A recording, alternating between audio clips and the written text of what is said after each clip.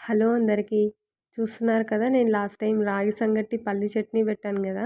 పల్లి చట్నీ చేయడానికి మిక్సర్ ఉండాలి. కానీ పీజీలో మిక్సర్ అలో చేయరు కదా! నా మిక్సర్ వచ్చేసి ఇదేనండి బ్లెండరు. లాస్ట్ ఇయర్ యాన్యువల్ గిఫ్ట్స్‌గా ఇచ్చారు ఆఫీస్‌లో నాకిది. అందరూ జ్యూసెస్ ఏసుకుంటారేమో గానీ నేనైతే మాక్సిమం పచ్చళ్ళేయడానికి యూజ్ చేస్తున్నాను. సో, ఈరోజు రాగి రొట్టెకి ఆనియన్స్ కట్ చేయకుండా కొంచెం కచ్చా బచ్చా మిక్సీ పట్టుకోవడానికి ఇది యూజ్ చేశాననమాట.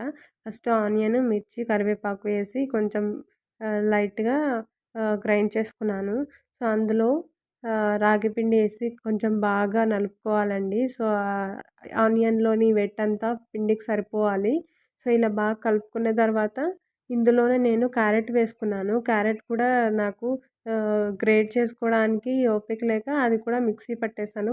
బావుంటది. అంటే కచ్చాపచ్చా మిక్సీ పట్టుకొని ఆ పేస్ట్‌ని వేసుకుంటే గూడా సరిపోతది. టేస్ట్ బావుంటది. కొంతమంది డైరెక్ట్‌గా క్యారెట్ వేయడానికి స్వీట్ ఉంటుందని ఇష్టపడరు. అలాంటి వాళ్ళకి తినని వాళ్ళకి తినిపించాలనుకున్నప్పుడు మనం ఇలాంటి ట్రిక్స్ యూజ్ చేయొచ్చు. సో, చూస్తున్నారు గదా! నేను ఆ పేస్ట్ వేసి బాగా మిక్స్ చేసుకున్నాను.